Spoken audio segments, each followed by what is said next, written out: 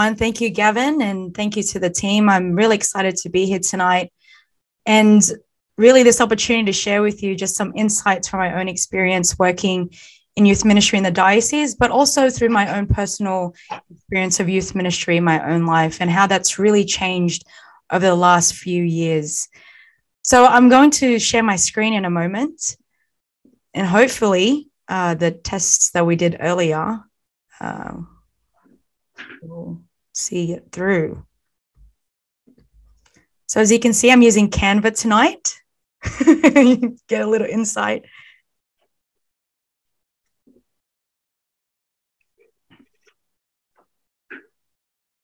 Great, I trust that that's now showing. So youth ministry post COVID reality, and I think this is something that we're all been trying to navigate over the last 9 months, I would say, and for some of us, we've only been trying to navigate in the last 3 months. And so appreciating that reality, I wanted to first start off with a video. And some of you may have seen this video before, may have been used in a number of different things, but I thought it was really a great way to start off some of the things we'll talk about tonight. The monkey business illusion. Count how many times the players wearing white pass the ball.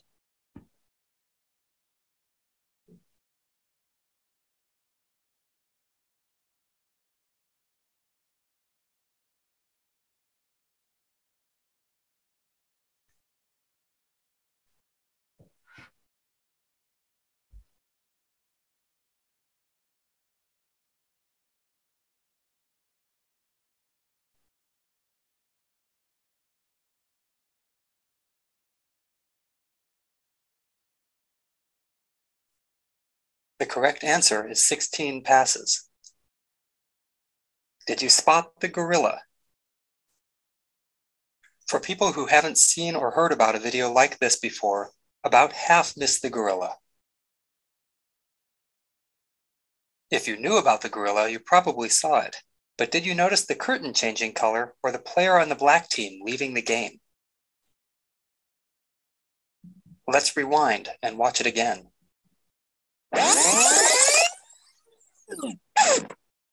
Here comes the gorilla, and there goes a player, and the curtain is changing from red to gold.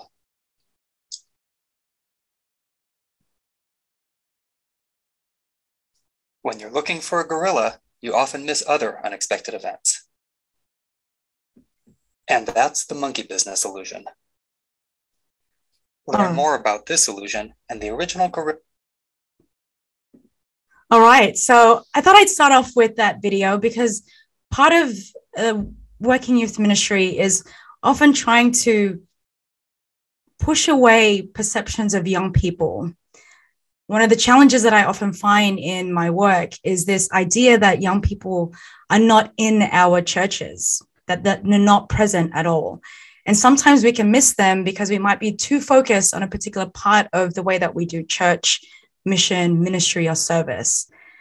And if we don't allow ourselves to open up our eyes to where young people could be, we can miss them just like we may have missed that gorilla. Not to say that young people are gorillas, but hopefully the analogy translates. Specifically for this talk, I've been invited to talk about youth ministry post-COVID-19. And I think this is where we have an incredible opportunity in our church to really harness the gap between what our young people experienced during COVID and the potential for us to really think creatively about how we intentionally invite young people into the life of the church. So before I dive into that, I wanted to invite you for a moment to think about one person in your networks or in your circles, just one young person that you've recently engaged with who may not be as involved in the life of your local context. Perhaps it's a young person in your school that you've encountered at work. Maybe it's in youth ministry, but if I can just allow you 30 seconds to think about that one person and just call to mind this young person in your heart as well as we continue with this presentation. So I'll give you about 30 seconds to think of that one person.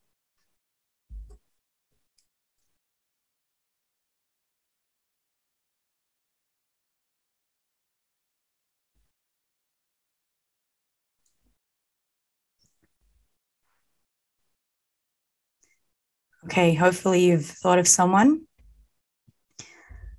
So let me kick off by giving a bit of context and some research that have been put together by a number of different organizations trying to bring to light some of the experience of young people in the last 2 years.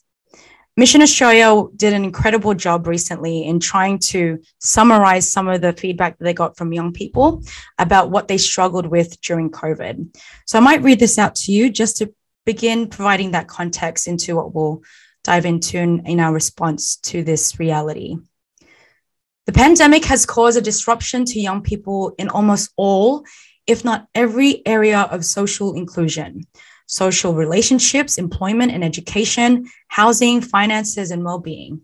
Despite the effectiveness of public health measures in reducing the spread of the virus in Australia, approaches such as lockdowns, restrictions to activities, closure of public facilities, remote schooling, and the resultant changes to household circumstances have impacted the lives of young Australians in ways that will likely affect them well into the future. In addition to this, young people are impacted not only directly through changes to their own circumstances, but most often indirectly changes in the circumstances of the household. This includes as a consequence of factors such as parental unemployment, reduced household finances, increased parental caregiver stress, and family discord. So I just wanted to take a moment to really sit with that reality. In the government's attempts to try and curb the spread of the virus, young people were inadvertently more vulnerable to the impacts and the consequences of the isolation. In further studies that were done by the University of Sydney, they found that 16 to 24-year-old Australians who were polled in the last 2 years, 25% of them thought about suicide. 82% reported experiencing mental health issues, and 15% attempted self-harm. And this can be quite discouraging for us, perhaps, in the realm of ministry and church. But I think it's really important that we don't disregard these facts that have come to light as a result of COVID-19, because it gives us an opportunity to start somewhere. And when we acknowledge the reality of our young people and their experience, we can really dive into ways in which we can respond that is compassionate and aligned with where the Spirit might be leading us to. It is no surprise then that for young people in the same study, they highlighted 3 concerns. One was the fact that they miss social relationships, which is friendships. They miss hanging out with their mates, miss going out and eating at Macca's. They miss going to their sports. They miss being able to jam in their garages. They miss being able to engage in other activities and explore and travel. The second thing was experiencing milestones. And so for a lot of young people, particularly those in high school, they weren't given the opportunity to celebrate their formals, birthdays, perhaps anniversaries, things that really have been able to shape a young person and move them through stages of life. And finally, it was really that mental health issue. Mental health was such a huge thing that had come out from the pandemic that continues to be an issue that we've experienced and been challenged on in the last year, moving out of lockdowns. Mother Teresa says the most terrible poverty is loneliness and the feeling of being unloved. And I think this was particularly heightened during COVID. In our response to trying to meet the needs of our young people here in the diocese, we tried our best to have one-on-one conversations with our youth leaders in particular, in the hope that that connection, even if it was online, it would give them a sense of hope and a sense of community. Some of the responses that I received during that time, however, were discouraging. And a lot of them talked about how isolation had made them feel incredibly lonely. So it's not surprising to us that in the response that we're called to, that perhaps we might find ways of reweaving those connections that they had lost during that time.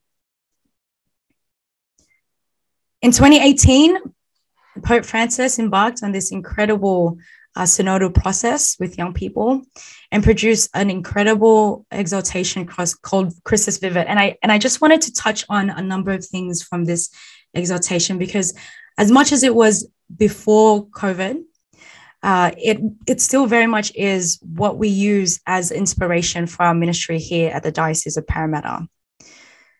Christus Vivit uses the road to Emmaus as an example, as a framework for accompaniment in youth ministry. And I think this is something that we can definitely use moving forward.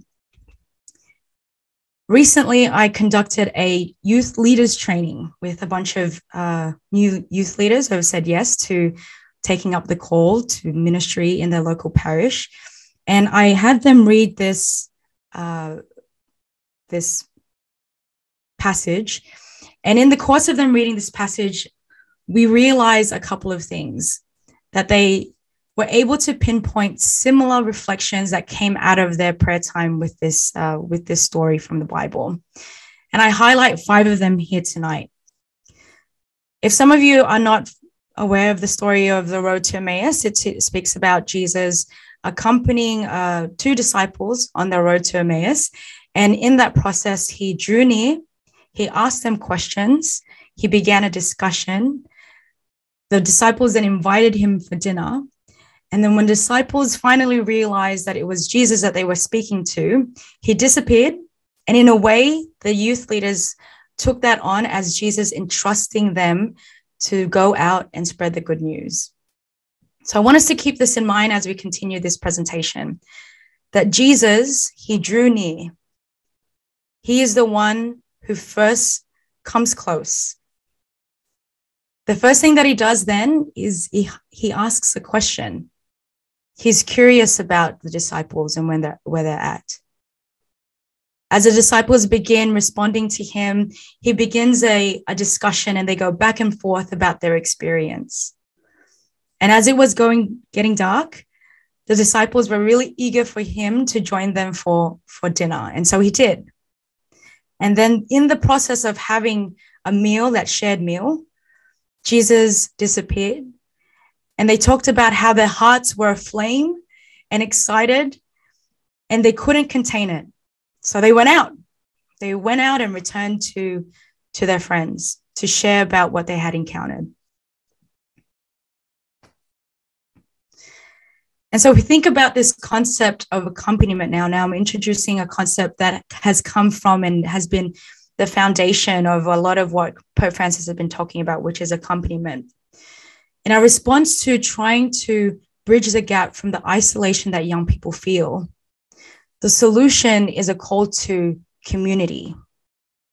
And I think what is really important for us to realize is that community, the way it looked like in 2005, when I had joined my first youth group, isn't what it looks like now in 2022. Community and youth ministry in 2008, when Sydney hosted World Youth Day and the whole church was reinvigorated here in Australia, it does not look the same now in 2022. In 2019, just before the pandemic hit, and we were on the back of the Year of Youth in 2018, and we were onwards heading towards Perth for ACYF, Australian Catholic Youth Festival, that reality isn't the reality that we have now. And I would also say in 2020, when that pandemic hit our shores and we had to go into isolation, what we were called to do in youth ministry isn't what we're called to do now. And I just wanted to preface with that, because some of the conversations that I have come across in the last few years, particularly in the last year in terms of youth ministry, is perhaps this nostalgia of a time that once was. And part of the difficulty and the challenge of holding on to those experiences of community and youth ministry of the past is that we dampen the spirits of young people to be able to contribute and participate in the building up of church for the future. But they need community in able to make that happen. And so again, in response to the loneliness, we are still called to community, but it looks very different. So what does accompaniment look like? Pope Francis has given us a number of clues. And one of my favorite definitions of accompaniment is this.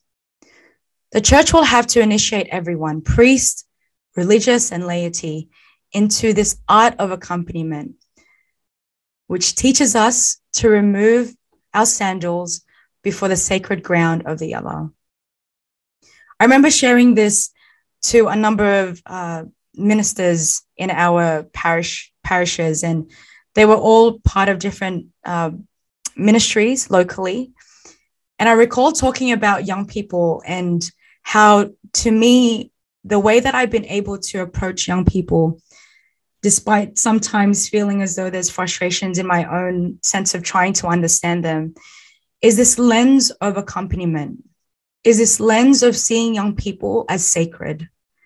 And I remember sharing this and really tearing up, because I think when we really deeply realize how sacred young people are, we invite them into their full potential in the life of the church, because we move out of the way to give them the responsibilities that they may not have realized they are capable of taking on. And so what does this removing our sandals before the sacred ground of young people look like? In Evangelii Nuntiandi, we have this line, which I think really is something that we can hold on to. Evangelization loses much of its force and effectiveness if it does not take into consideration the actual people to whom it is addressed. If it does not use their language, their signs and symbols, if it does not answer the questions they ask, and if it does not have an impact on their concrete life. Now, I'm not saying that you should all download TikTok and start learning dances. And I'm definitely not saying that you should start creating reels on Instagram. But I think this is really important for us to, in many ways, be reminded of. When Pope Francis talks about we should smell like the sheep that we are serving, that we are pastoring, I think about this.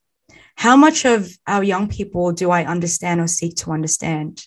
How much of the interest am I willing to dive into so that I might be able to connect with where they're at? What questions am I willing to ask in order for us to explore the possibilities of what their local church could look like? And I've been surprised time and time again by their responses. And part of that is taking the effort to be able to use their language, to be able to, even if it might seem, there's some things that I've taken on in terms of my language that I wouldn't probably be saying to friends of mine who are my age. But because I desire to be able to relate with young people that I serve, I will be okay with risking the foolishness of it all for the sake of that connection. I might go so far as to say then that youth ministry loses much of its force and effectiveness if it does not take into consideration the actual people whom it is addressed, if it does not use their language, their signs and symbols, if it does not answer the questions they ask, and if it does not have an impact on their concrete life. I think this is where accompaniment can begin. This call to really meet young people where they are. And some of us might be asking then, if they're not in our pews and are not in our churches, then where are they? And I would argue that this is the time that we are called to go out, to seek them out, to be present in their lives. Just like Jesus drew near. Earlier, Gavin had shared a little bit about my experience. When I had finished my time in youth ministry, in leadership in youth ministry, I was craving a sense of community. And unfortunately, I didn't find that instantaneously in the church. It wasn't a smooth transition, if I might say. And so with a group of friends of mine who are also leaders in youth ministry, we decided that we would start a basketball team. And we would enter ourselves in a local competition because we thought that at least we got to see each other every single week. We got to pray with each other before and after games. And in some way, we could accompany one another through the ups and downs of young adult life. So this was 10 years ago. 10 years ago, we started with one team. Next year, which will be our 10 years, we will hit this milestone of being able to invite 100 young women into the game of basketball, rooted in Catholic values, rooted in accompaniment through the sport of basketball. What I didn't realize was that I could have life-giving friendships through the sport, which also allowed me to be accountable in my own faith journey. Today, we have 5 basketball teams entered into local competitions, and we continue to invite women who have never touched a basketball in their life into the game that we love. And this is just one example of how we can draw near to where young people are at. This is us on a basketball court celebrating Mass, which I just never thought was possible at that time. But looking back on this particular picture, it's helped me realize that God can exist in all places, even on a basketball court. And this has really informed the way that I do youth ministry here in the Diocese of Parramatta. A few months ago, when we had began coming back together, we had decided that we would encourage our existing youth leaders, ones who were able to get through the pandemic, to start forming small groups, and we call them accompany groups. And they were a mixture of different leaders from different parishes across the diocese. And there was one night, it was this group of 6 leaders. They had posted that they were all going to hang out at Time Zone. And I had noticed that they were all just deciding that this would be the way that they would build their evening with a meal and then head to Time Zone. And I had finished off, I think it was a dinner with some friends. I had messaged one of the youth leaders and I had asked them if they were still hanging out for a while. And they said yes, and they invited me to come along. And when I did, to my surprise, they were so welcoming, and I got to spend a few hours with them. And what I realized was that in that desire for connection and building that community, I too need to be a part of it. A few months ago, a number of our youth coordinators across the diocese came together to talk about youth ministry at a national level. And one of the things that had come out was this reflection about people over programs. And I've always really loved this idea that when we think about youth ministry or any kind of ministry, really, we think about the people and we keep it centered around them, as opposed to the programs that can often lead us away from the intended purpose. But coming from the example that I've given and the experiences that I've had, particularly post-COVID, I've come to realize this: presence over programs. This ministry of presence, I believe, is where we are called to right now in this pivotal moment of moving out of our lockdown experiences. I have been blown away by the relationships that I've been able to build, the trust with our young people and our youth leaders, simply because I have been willing to be present in their life. And I think this is key because it means it can be quite simple. It doesn't have to be extravagant. It doesn't have to have all the lights. It doesn't have to have this incredible podcast mic in order for us to do things. It just means that we can be present. And so I think this is why I've been inspired by this particular verse in the Bible, this great monologue by Jesus in John, where he says, "This is my commandment, that you love one another as I have loved you. Greater love has no man than this, that a man lay down his life for his friends. You are my friends, if you do what I command you. No longer do I call you servants, for the servant does not know what his master is doing, but I have called you friends. For all that I have heard from my Father, I have made known to you." I think this is an incredible way for us to connect the dots for our young people today. If we can foster an acknowledgement that our friendships with one another that are authentic, that are genuine, is a kind of friendship that Jesus desires with us, perhaps we can start bridging that gap. We can start connecting their real life concrete experiences and questioning to that relationship that they could have with Jesus. And it might take a week, it could take a month, it could take a number of years. It could mean that we're no longer in the picture when that moment drops. But our call, I believe right now, is a call to accompaniment, is a call to a ministry of presence. So with this foundation of accompaniment here, I now propose 5 ways in which we could perhaps start doing that. Pope John Paul II's feast day is tomorrow. Happy feast day, friends. And I think this is one way that we can perhaps look at it. Where should we go with our young people? Well, everywhere to be with them in everything but sin. Everywhere.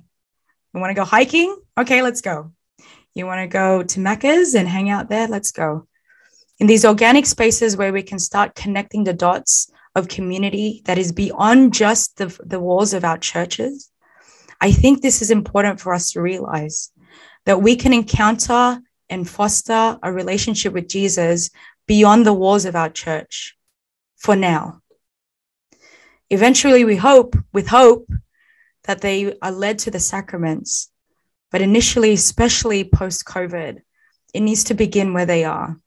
And often, if not most of the time, it begins outside of the walls of the church.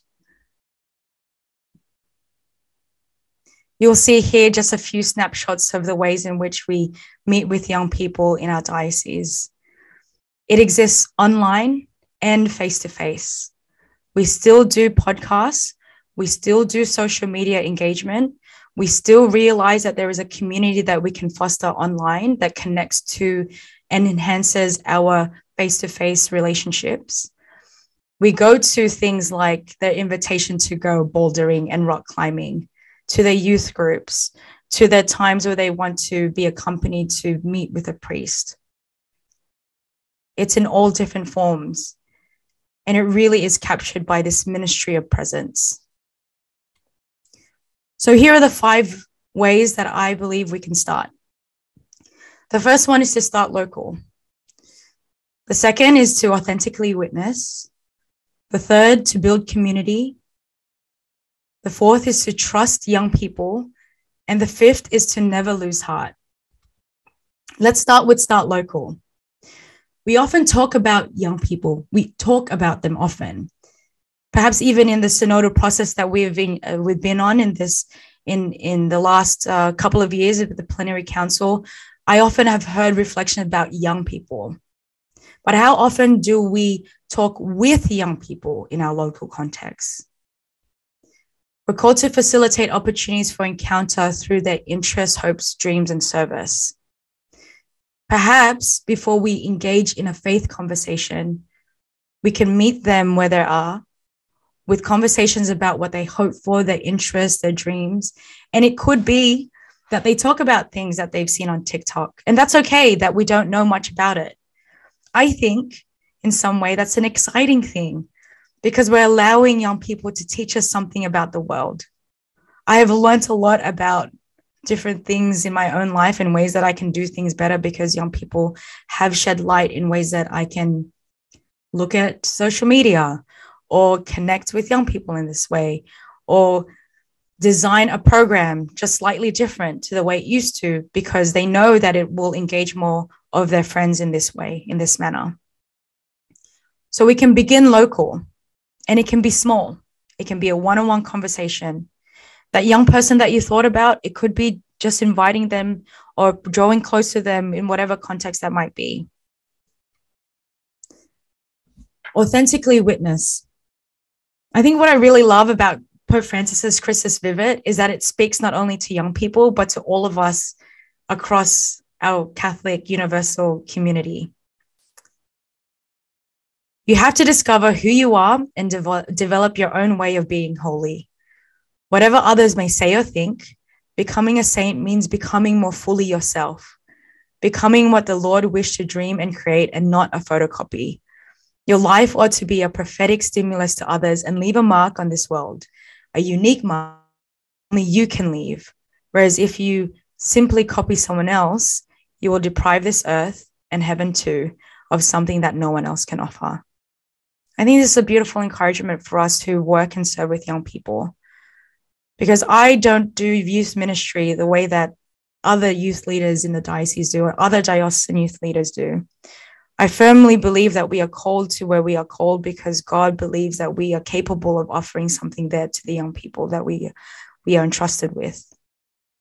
And so if we are authentically witnessing to our faith and to our relationship with Jesus, the hope is that young people might be encouraged to do the same in their own life. And that is a beautiful thing. I've come to learn that I don't need to capture all things when it comes to youth ministry. I do not need to be the be end and the be all and end all of a young person's faith journey. Perhaps I'm only called in that moment at that particular time in this particular space. And I can trust that the rest of the body of Christ will continue to accompany them. But I think this authentic witness is so important. Young people need to see other people in our church living the gospel with zeal and passion. Building community. I think the foundation of this is really friendship. Pope Francis says friendship is one of life's gifts and a grace from God. Through our friends, the Lord refines us and leads us to maturity. If you have time, I really encourage you to read Christus Vivit, because I think it gives us a platform by which we can then move into these creative spaces where we can facilitate community. For myself in my own personal life, it's basketball, because basketball is the way in which I've grown to love community. But perhaps it's different for you. What are your interests? What are the interests that you're hearing of young people? And how do you build community around that? As mentioned, let's not underestimate the power of social media and virtual spaces to do that, because young people exist there too. E-games, electronic games, has exponentially grown in the demographic of young people, and they love it. They love competing with each other through video games. In the past, perhaps you might have thought that this is a sad reality of our young people, but I think this is a real opportunity to perhaps be able to enter into that kind of community that they have fostered for themselves in their desire for connection. I really like this one. Trust young people.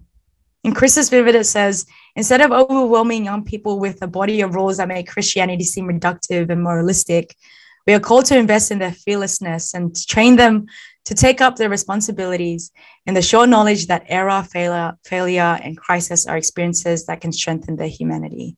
I really love this statement by Pope Francis, because it really draws on the fullness of our human experience, that we might have ups and downs, and that's okay. We are called to trust young people in order that we can encourage them in positions of leadership. I would say, give young people the space to surprise you, because they are capable of doing that. When you invite them into positions of taking up responsibility, more often than not, they will give their heart to it. And our call then is to affirm them and to continue them along the journey to build up their capacity to show up more fully in the world. Just like Mary, the age of 15, our good Lord trusted her, and she said a big yes, and it changed the course of our entire history. Mary was a young woman who said yes, because God trusted her. And finally, I would say to never lose heart. It's difficult. There's been many times in the last few months, in the last year, where my own cups have not been filled. And it's been a struggle for me too, as somebody who works in youth ministry. And I can imagine that might be the same for many people. Perhaps we've grown tired of trying to do the same thing again and again.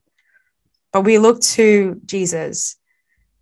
Pope Francis says, if you have lost your inner vitality, your dreams, your enthusiasm, your optimism, your generosity, Jesus stands before you as once he stood before the dead son of the widow. And with all the power of his resurrection, he urges you, young man, I say to you, arise. When we had begun this presentation, I had shared with you the reflections of young people who had reflected on their reading of the Road to Emmaus. The 5 points that I have just shared with you have been inspired by young people's reflections. Jesus drew near. Jesus began with a question. He entered into discussion. Jesus was surprised by the invitation to dinner, and he entrusted them with the mission to go out and share the good news.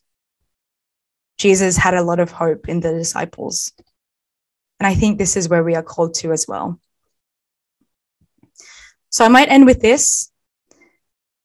Another excerpt from Christus Vivit, which I think we can definitely find inspiration with as well. Dear friend, my joyful hope is to see you keep running the race before you, outstripping all those who are slow or fearful. Keep running, attracted by the fact of Christ, whom we love so much, whom we adore in the Holy Eucharist, and acknowledge in the flesh of our suffering brothers and sisters. May the Holy Spirit urge you on as you run this race. The church needs your momentum, your intuitions, your faith. We need them. And when you arrive at where you are, where we have not yet reached, have the patience to wait for us. Thank you.